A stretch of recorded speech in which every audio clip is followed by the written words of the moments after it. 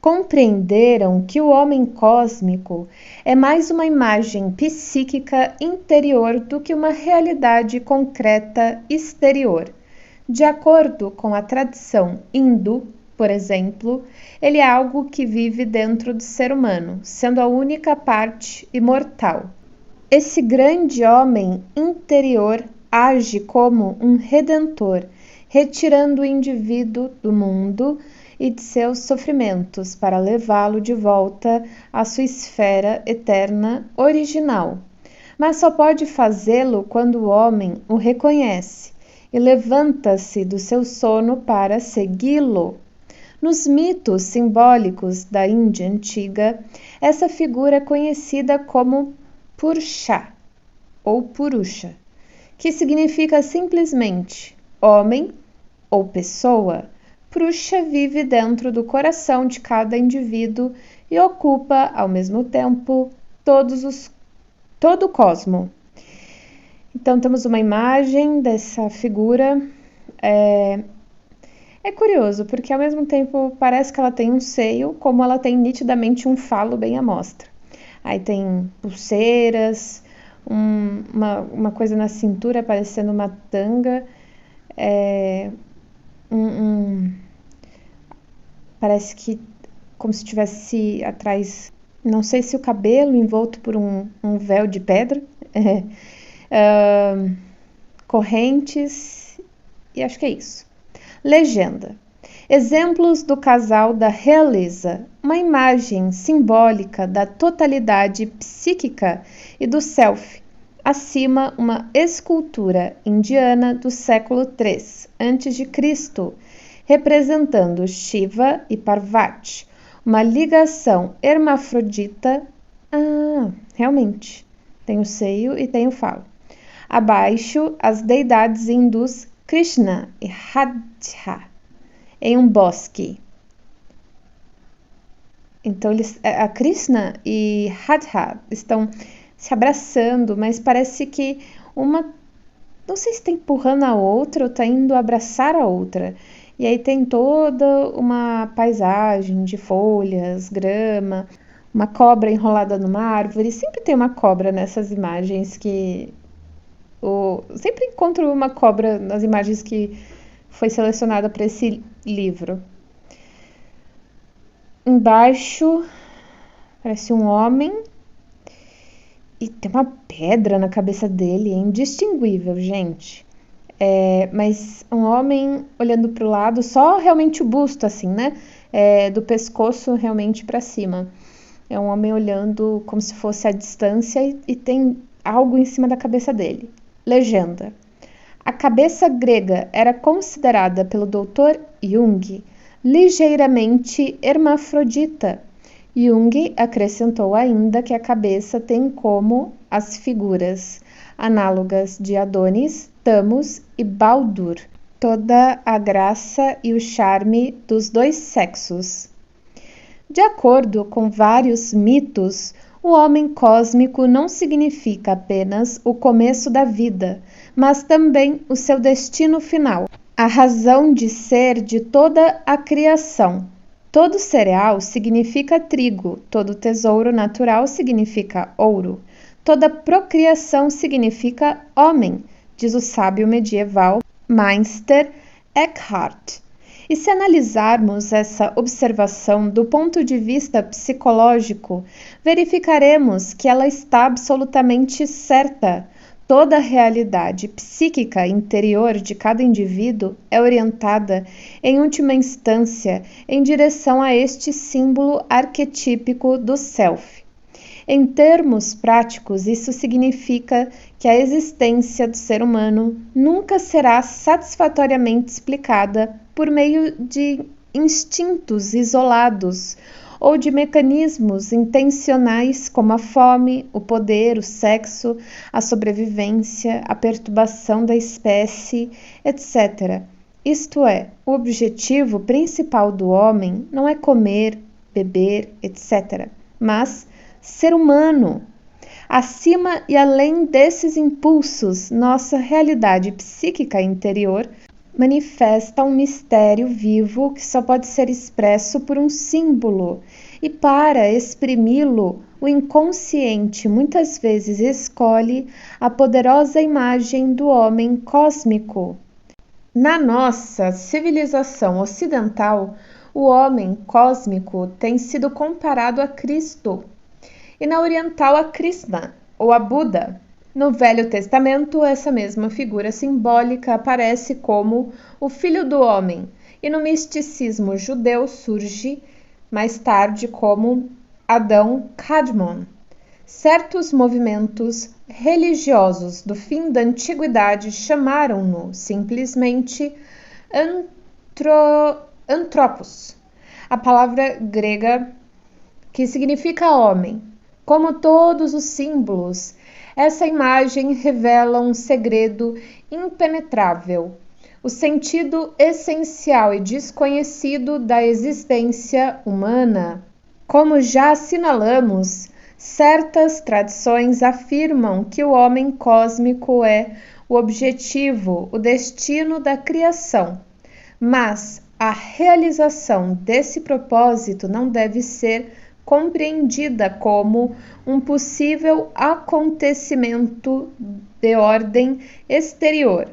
Segundo os hindus, por exemplo, não significa que o mundo exterior se irá dissolver um dia no grande homem original, mas sim que a orientação extrovertida do ego em direção ao mundo exterior há de desaparecer para dar lugar ao homem cósmico. Isso acontece quando o ego se incorpora ao self. O fluxo discursivo das representações do ego, que vai de um pensamento a outro, e seus desejos, que correm de um objeto para o outro, acalmam-se quando é encontrado o grande homem interior. Na verdade, não devemos nunca nos esquecer de que para nós a realidade exterior só existe à medida que a percebemos conscientemente e que não podemos provar que ela existe em si e por si mesma. Em seguida, uma estatueta, uma figura, né? É um urso. Parece ser um urso. Ele está encostado numa árvore e ele está de frente para um ser humano que está sentado. Talvez ele tenha comida em cima do colo. E aí tem algo escrito nessa imagem. Deal Arit Licínia Sabinila, alguma coisa assim. Legenda. A deusa ursa Ártio dos celtas numa escultura pré-romana encontrada em Berna, que significa urso. Era provavelmente uma deusa mãe, parecida com a ursa do sonho relatado nesta página. Em seguida, a imagem de homens negros em uma roda. Eles estão sentados em um círculo e eles estão de frente para pequenas pedras, como se eles estivessem tocando essas pedras ou talvez brincando com essas pedras. Legenda. Outras analogias com as imagens simbólicas desse sonho.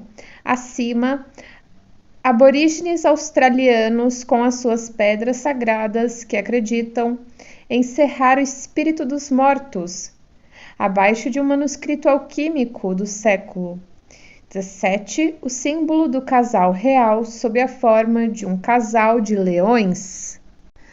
E aí tem a imagem dos dois leões, um virado para frente, um na direção desse outro leão. Eles estão empinados, esguios, assim, retos, e tem árvores frutíferas em volta. Espíritos e ânima. Funte conjungendi redigendi ad corpus fum. Os inúmeros exemplos oriundos das civilizações e épocas diferentes mostram a universalidade do símbolo do grande homem.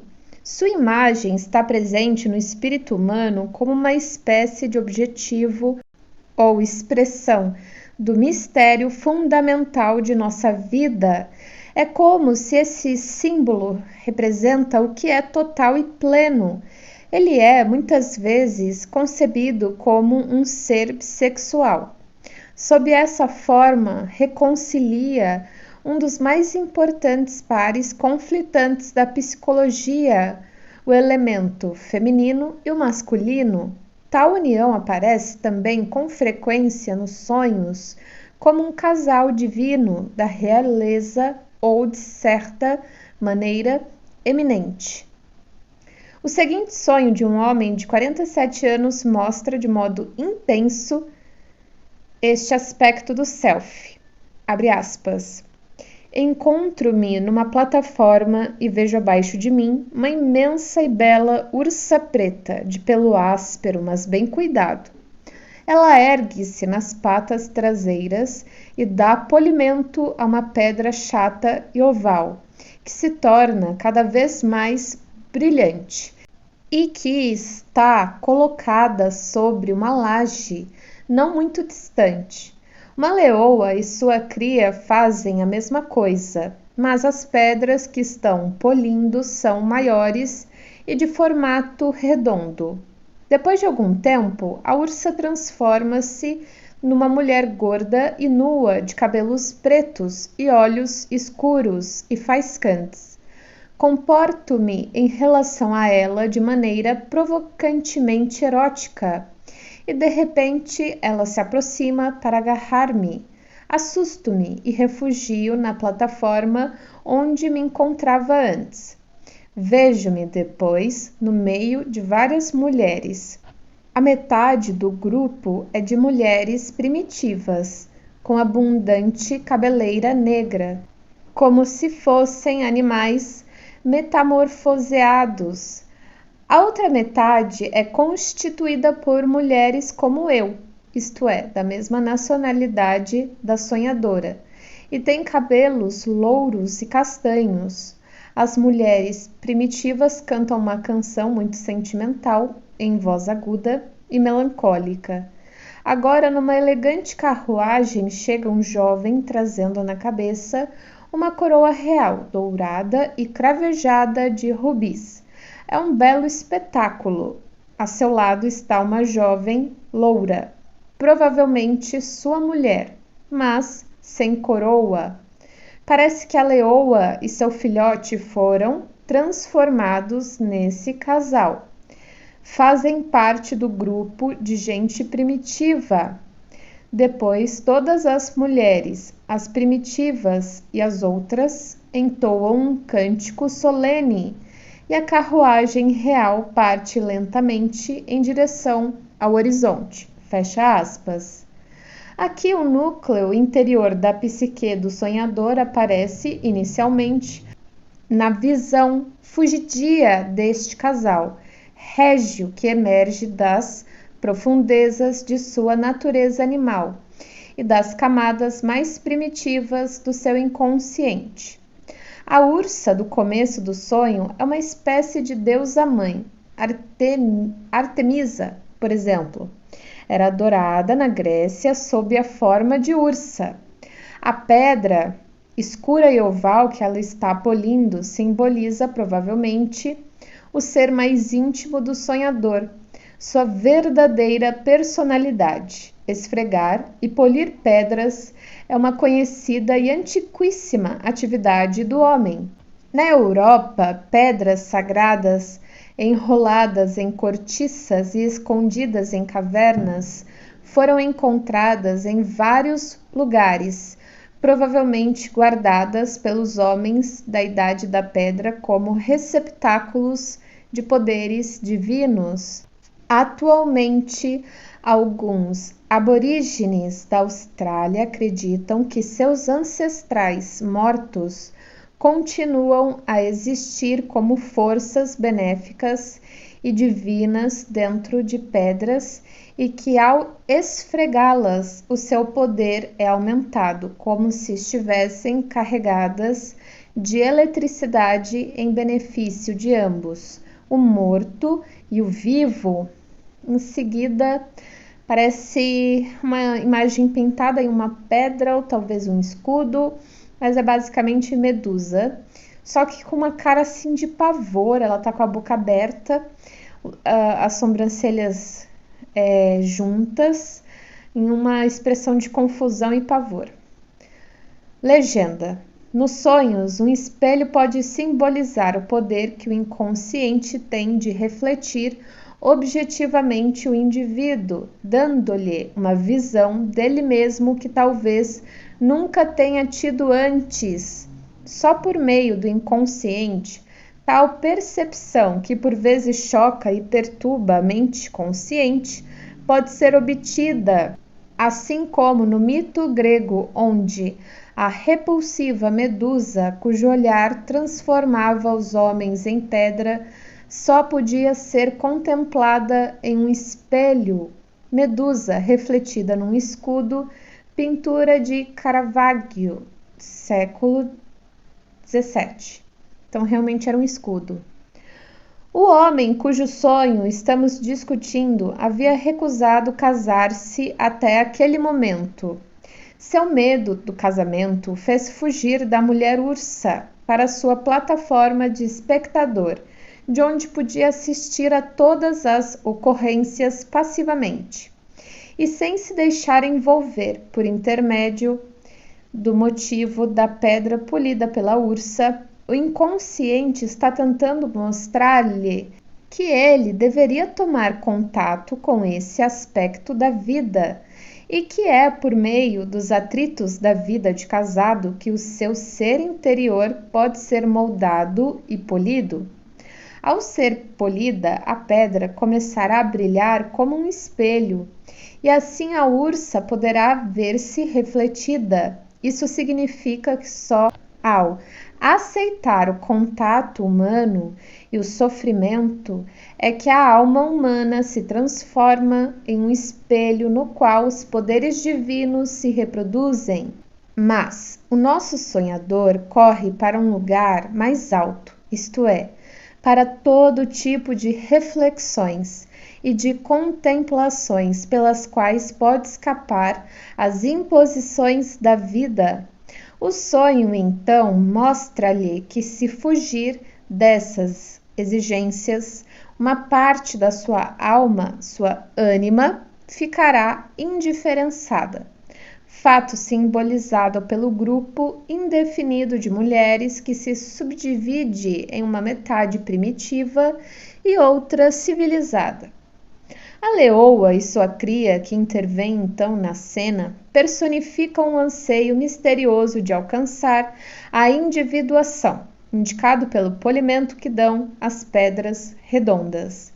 A pedra redonda é símbolo do self. Os leões, um casal régio, são também um símbolo de totalidade.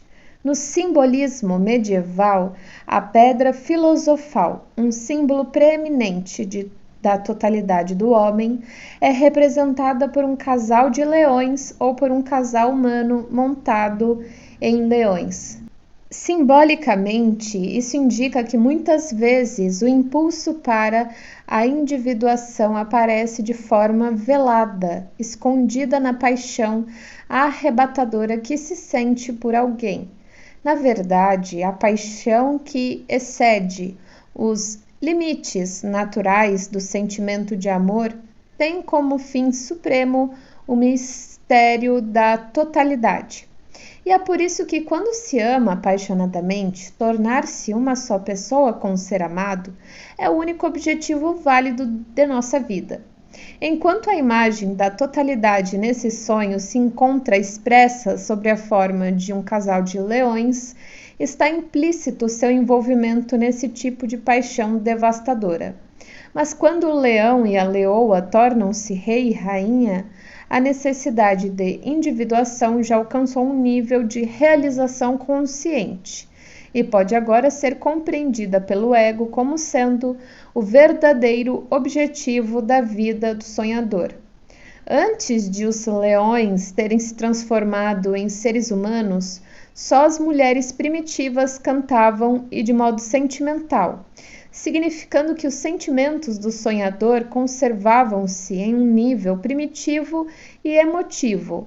Mas em homenagem aos leões humanizados, tanto as mulheres primitivas quanto as civilizadas unem suas vozes num só canto de louvor. A expressão em uníssono de seus sentimentos mostra que a dissociação interior transformou-se em harmonia. Em outra personificação do self, aparece na descrição feita por uma mulher a respeito de sua imaginação ativa. Imaginação ativa é uma certa forma de meditar com auxílio da imaginação, e em cujo processo pode-se entrar deliberadamente em contato com o inconsciente, estabelecendo uma relação consciente com seus fenômenos psíquicos. A imaginação ativa está entre as mais importantes descobertas de Jung. Em um certo sentido, pode-se compará-la às formas de meditação orientais, como a técnica do Zen budismo e a da yoga, associada ao tantrismo, ou a técnicas ocidentais como as dos exercícios espirituais dos jesuítas. É, no entanto, fundamentalmente diferente no sentido de que a pessoa que medita está inteiramente ausente de qualquer objetivo ou programa consciente. Assim, a meditação torna-se a experiência solitária de um indivíduo livre, isto é, o oposto de uma tentativa dirigida para dominar o inconsciente. Não é aqui, no entanto, a ocasião de fazermos uma análise detalhada da imaginação ativa. O leitor pode encontrar uma descrição feita pelo próprio Jung no ensaio A Função Transcendente. Bom, temos uma montanha, um morro, e em cima tem um castelo de pedra. Na parte inferior dessa montanha tem um homem com uma espadinha do lado da cintura, uma capa, um adorno na cabeça que parece uma pena. E ele está em cima de uma raposa vermelha que pode estar correndo ou voando. Legenda: muitas vezes o self é representado como um animal bondoso. Acima, a raposa mágica do conto de fada dos irmãos Grimm, o pássaro dourado, chama o conto. Embaixo temos uma espécie de macaco humano, ele é meio azul, tem um pé preto, e no seu coração tem duas figuras indianas, talvez Krishna, que nem ele estava falando no texto, talvez. Uma é verde, tá com uma saia e um coletinho vermelho e um chapéu amarelo. A outra tá com sari, pulseiras e colares e uma espécie de coroa dourada.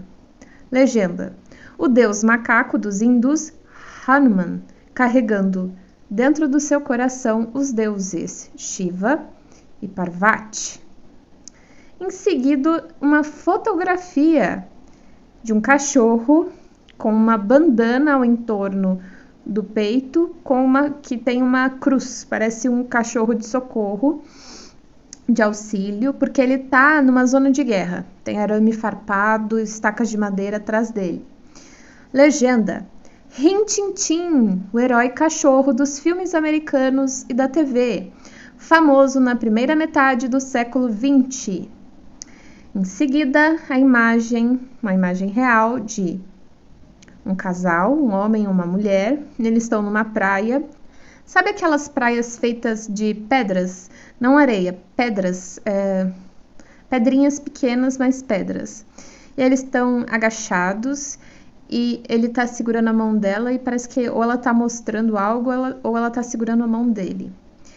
Legenda: pedras são representações comuns do self porque são objetos completos, imutáveis e duradouros. Muitas pessoas hoje em dia procuram nas praias pedras de beleza peculiar.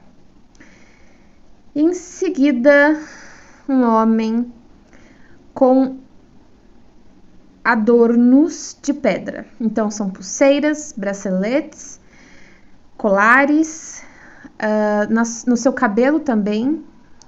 Ele está sentado, tem uma barba longa, olhando para a foto, e é isso. Legenda: alguns hindus passam de pai para filho pedras ao centro que acreditam possuir poder mágico.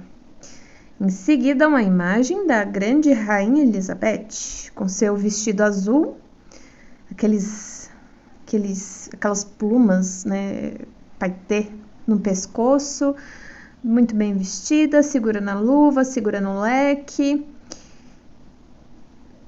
Legenda: pedras preciosas, como as joias da rainha Elizabeth I, 1558-1603, representando um sinal exterior de riqueza e posição. Nas meditações dessa mulher, o self aparecia como uma corça que dizia ao ego: sou seu filho e sua mãe. Chamam-me de animal de ligação, porque conecto as pessoas, animais e mesmo pedras entre si quando penetro neles. Sou seu destino ou seu eu objetivo. Quando apareço, redimo você das eventualidades sem sentido da vida. O fogo que me consome arde em toda a humanidade. Se o homem perder esse fogo, tornar-se-á egocêntrico, solitário, desorientado e fraco. O self é, muitas vezes, simbolizado por um animal que representa a nossa natureza instintiva e a sua relação com o nosso ambiente. É por isso que existem tantos animais bondosos e solidários nos mitos e contos de fadas. Essa relação do self com a natureza à sua volta e mesmo com o cosmos vem provavelmente do fato de o átomo nuclear da nossa psique estar, de certo modo, conectado ao mundo inteiro, tanto interior como exteriormente. Todas as manifestações superiores da vida estão, de uma certa maneira, sintonizadas com o contínuo espaço-tempo. Os animais, por exemplo, têm a sua alimentação específica, seu material particular, para constituir a sua habitação e seus territórios bem definidos, com os quais os seus esquemas instintivos encontram-se perfeitamente ajustados e adaptados. Os ritmos temporais também acompanham esse mesmo sistema. Por exemplo, a maioria dos animais herbívoros tem suas crias precisamente na época do ano em que a relva é mais abundante e viçosa. Foi com essas considerações em mente que um zoólogo famoso logo declarou que o interior de cada animal se estende amplamente sobre o mundo à sua volta, psiquificando tempo e espaço. De um modo que foge completamente à nossa compreensão, o nosso inconsciente também está sintonizado com o nosso ambiente. Nosso grupo, a sociedade em geral e, além de tudo, com o contínuo espaço-tempo e a natureza no seu todo. Por isso, o grande homem dos índios nas capes não lhes revela apenas verdades interiores, eles também lhes dão sugestões de onde e quando caçar. E é partindo dos seus sonhos que o caçador Nascape elabora as palavras e as melodias das canções mágicas com que atrai os animais. Mas esse auxílio específico do inconsciente não é dado apenas ao homem primitivo.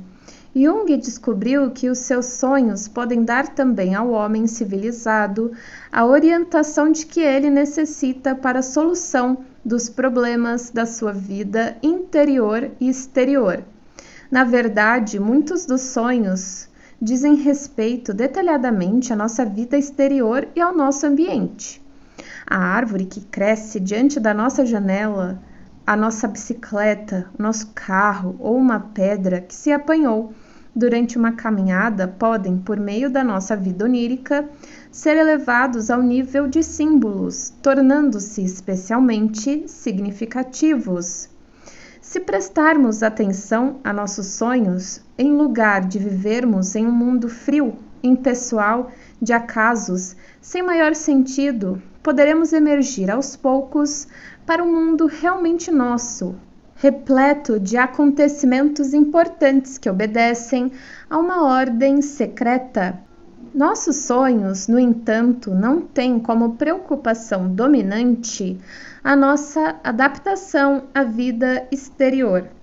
Em nosso mundo civilizado, a maioria dos sonhos cuida do desenvolvimento pelo ego da atitude interior correta em relação ao self, pois, devido à nossa maneira de pensar e de agir atualmente, sofremos um número muito mais intenso de perturbações nesse relacionamento do que os povos primitivos.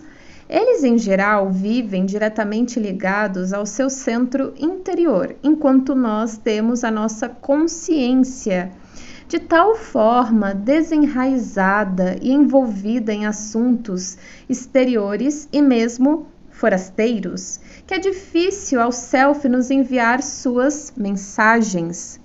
Nossa mente consciente cria continuamente a ilusão de um mundo exterior real, claramente definido, que bloqueia muitas outras percepções. No entanto, por meio da nossa natureza inconsciente, conservamo-nos inexplicavelmente ligados ao nosso ambiente psicofísico.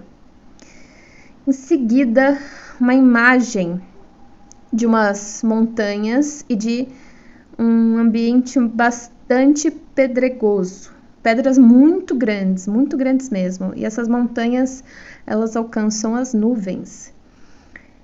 Do lado, não sei se vocês se recordam que nos Estados Unidos tem um lugar de montanhas com bustos dos presidentes americanos, se não me engano, ou eram presidentes e figuras eminentes, ou só presidentes, acredito que só presidentes, que as pessoas vão lá para viajar e ver.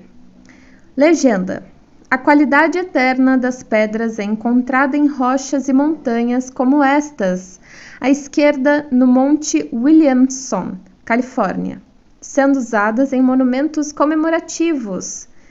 As cabeças dos 4 presidentes norte-americanos no Monte Rushmore, Dakota do Sul, à direita. Em seguida, é uma daquelas imagens que tem tantos detalhes que fica difícil de descrever. Mas imaginem uma pessoa com uma auréola na cabeça, tem 2 dedos levantados, ela está com o braço do cotovelo, a mão levantada, um de cada lado. Do lado dessa pessoa tem 2 anjos, um estilo bastante romano, de representação angélica.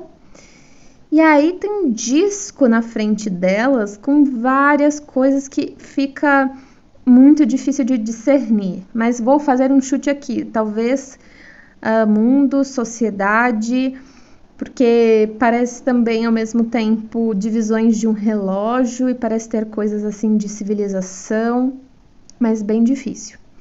Do lado parece uma arena, uma arena pedregosa com um murinho e um portãozinho ali no canto, tá bem indistinguível.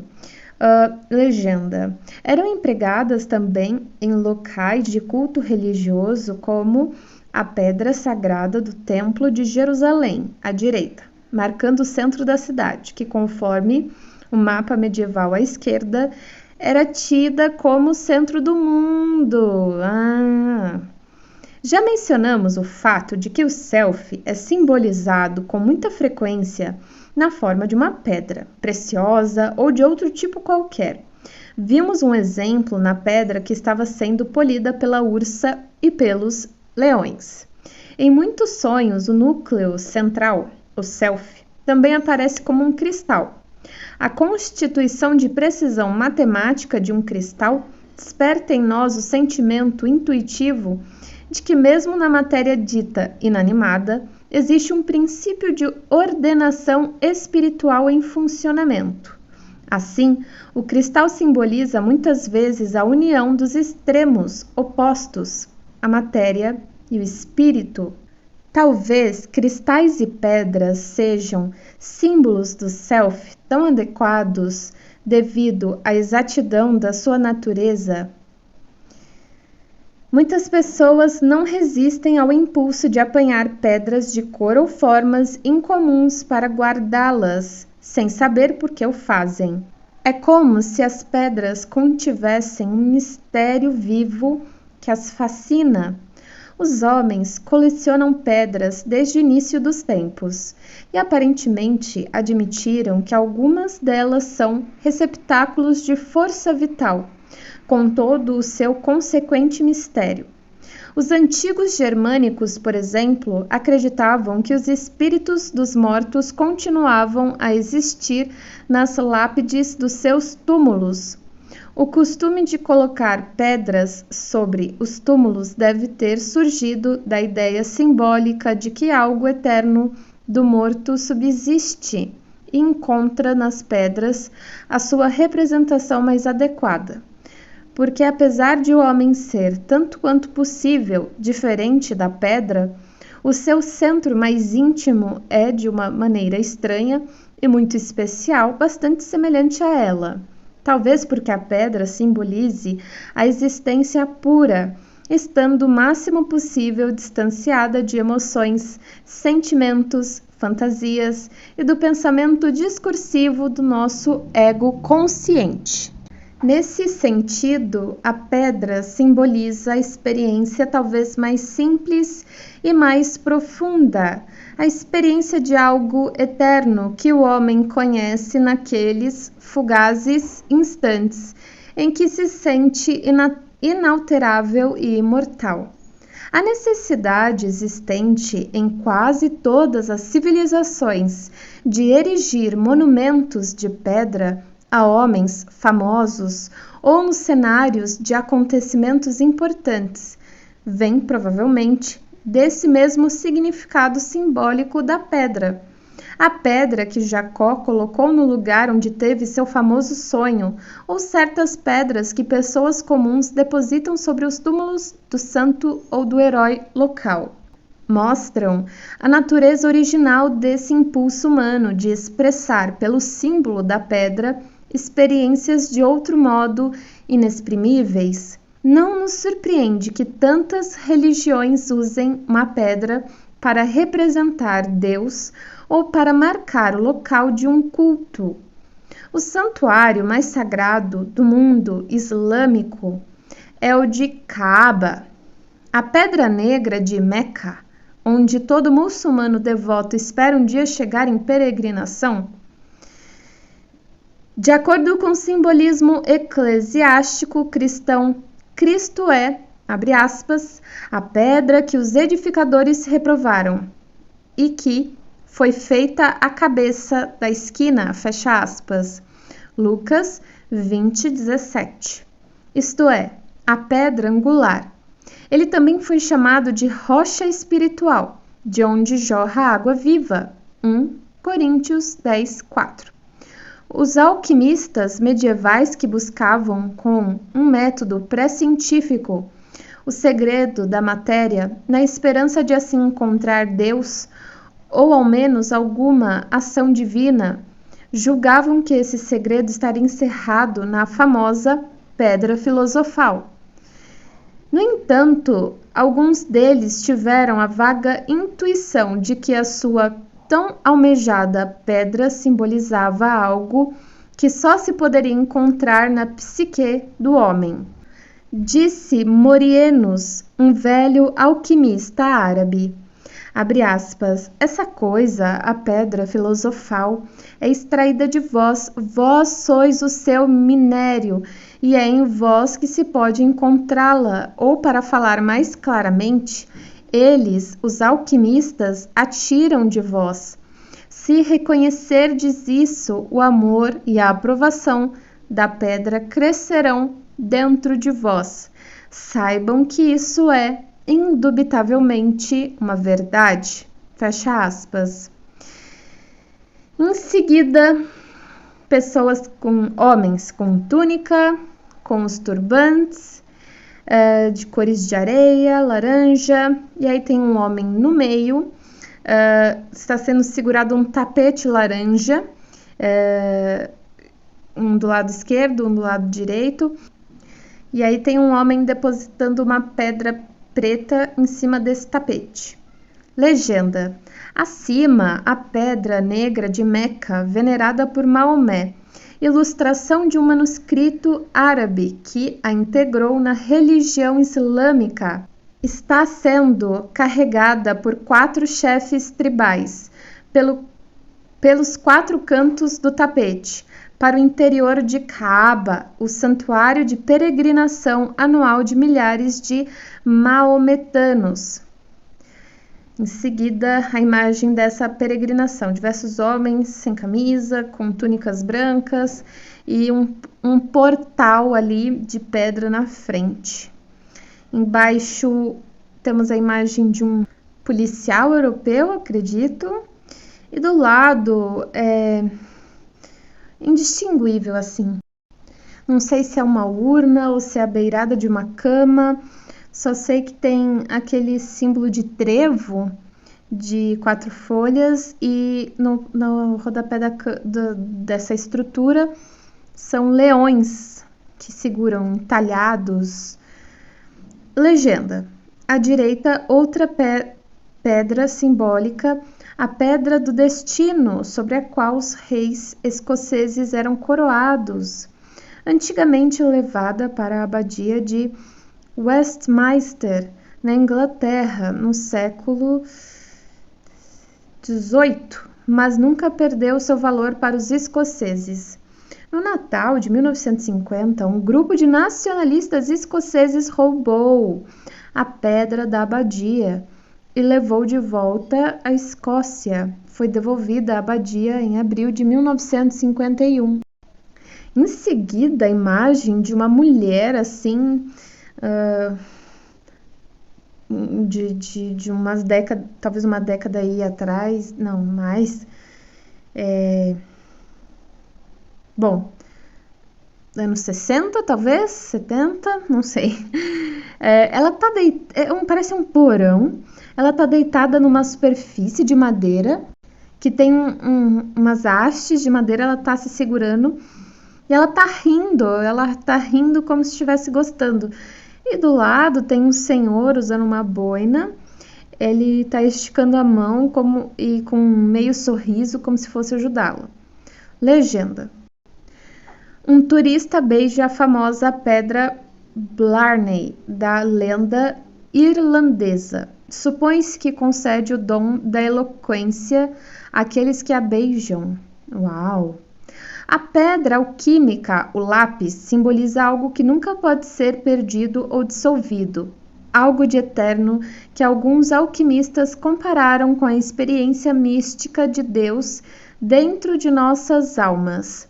É necessário, em geral, um sofrimento prolongado a fim de consumir todos os elementos psíquicos supérfluos que ocultam a pedra. Mas a maioria das pessoas tem, ao menos uma vez na vida, uma experiência interior profunda do self. De um ponto de vista psicológico, uma atitude genuinamente religiosa consiste no esforço de descobrir essa experiência única e de manter-se progressivamente em harmonia com ela. É preciso notar que uma pedra é, em si mesma, algo permanente, de maneira que o self se torne um companheiro interior para quem vamos sempre voltar a nossa atenção. O fato de esse símbolo do self, o mais nobre e o mais frequente, ser um objeto inanimado, leva ainda a um outro campo de pesquisa e especulação, a relação ainda desconhecida entre o que chamamos a psique inconsciente e o que chamamos matéria, um mistério que a medicina psicossomática tenta resolver, estudando essa conexão indefinida e inexplicada. Pode ser que psique e matéria sejam o mesmo fenômeno observado, respectivamente, do interior e do exterior. O Dr. Jung evidenciou um novo conceito que denominou sincronicidade. Nossa, nesse livro tem quase todos os termos que ele usa na teoria dele. É um termo que significa uma coincidência significativa entre acontecimentos exteriores e interiores que não têm entre si relação causal imediata. E o importante aqui é a palavra, entre aspas, significativa. Em seguida, a imagem de um quadro com várias linhas que levam de um lado para o outro. Legenda. O quadro do artista moderno Hans Hafenrichter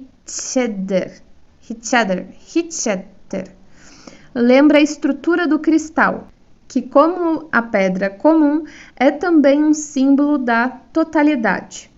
Se acontece um desastre de avião à minha frente enquanto eu estou assoando o nariz, essa coincidência não tem significação alguma.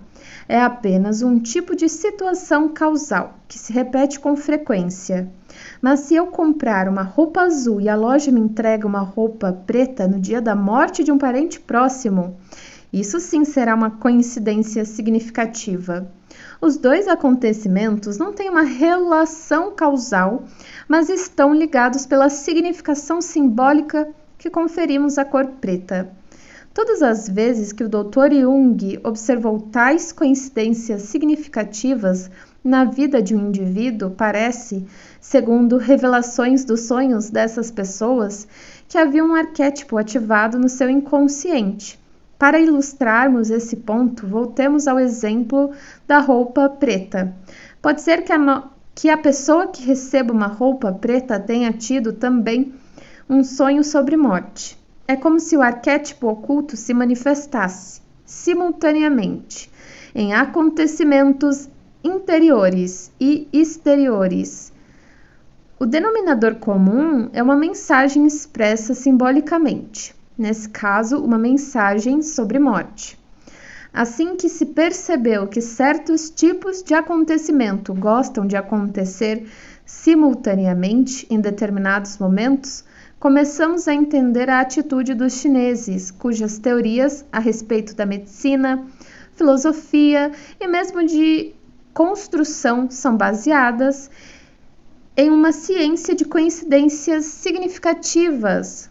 Os textos clássicos chineses não perguntam o que causa alguma coisa, mas sim que fato gosta de ocorrer juntamente com outro.